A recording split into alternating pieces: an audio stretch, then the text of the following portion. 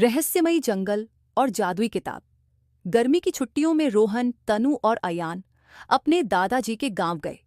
गांव बहुत सुंदर था। चारों ओर हरियाली, ठंडी हवा और शांति थी। लेकिन सबसे ज्यादा दिलचस्प था गांव के पास का रहस्यमयी जंगल, जिसके बारे में दादाजी ने बताया था कि वहां जाना मना है। गुप्त सुराग रोहन को रहस्य बहुत पसंद थे। एक दिन जब वह गांव के पुराने पुस्तकालय में बैठा था तो उसे एक पुरानी किताब मिली। किताब के पन्ने पीले पड़ चुके थे और उस पर धूल जमी थी।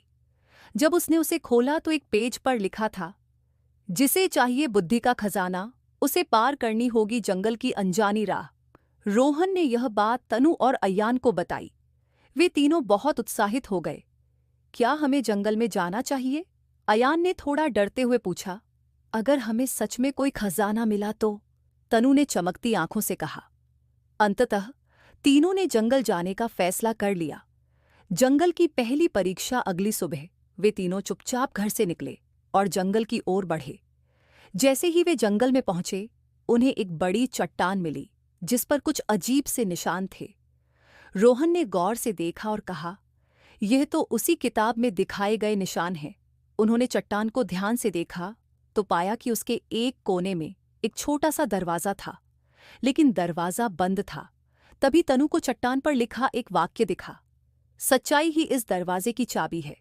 शायद हमें सच बोलकर इसे खोलना होगा, अयान ने कहा।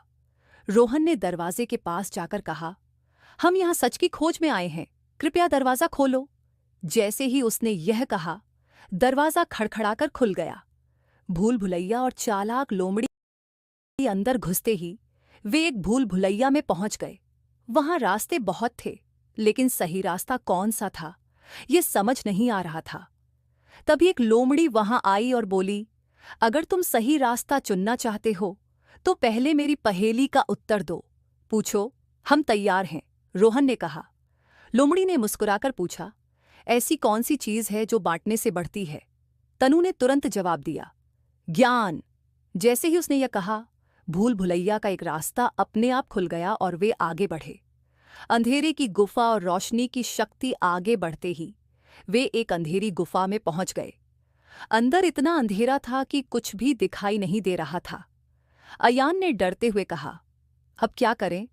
तभी रोहन को याद आया कि उनकी किताब में लिखा था, ज्ञान ही सबसे बड़ी रोशनी है। उसने अपनी जेब से एक छोटा दर्पण निकाला और उसमें जंगल से आती हल्की रोशनी को गुफा के अंदर मोड़ दिया। जादुई रूप से गुफा रोशन हो गई और उन्हें एक और दरवाजा दिखा। खजाने की खोज दरवाजे के दूसरी ओर एक सुंदर कमरा था, जिसमें दीवारों पर कई पुरानी किताबें रखी थीं।